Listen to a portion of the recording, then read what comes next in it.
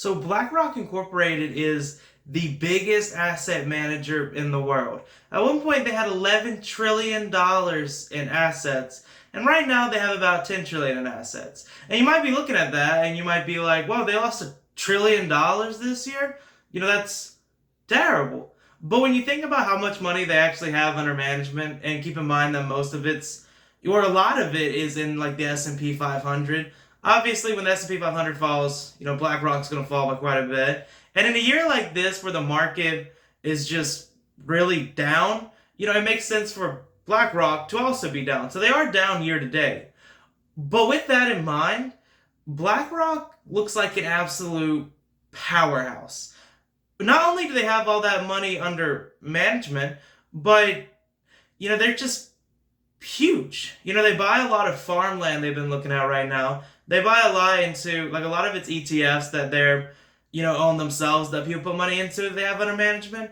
But with $10 trillion currently that they have under their management, the company at slightly less than $100 billion valuation just looks dirt cheap.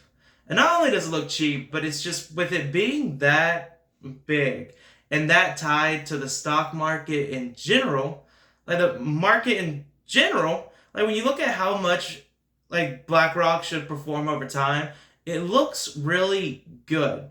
So yeah, BlackRock's one of my favorite stocks right now because not only, is it a very safe play to make, they also offer a really nice dividend.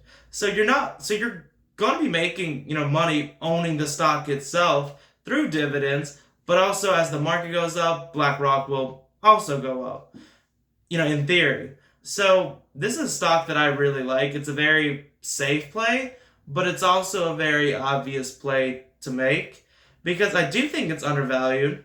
I also think that it'll be directly tied to the market itself. So when the market goes up, BlackRock will go up.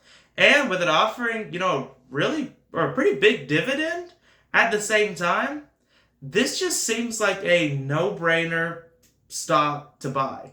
So yeah, I definitely am a big fan of BlackRock.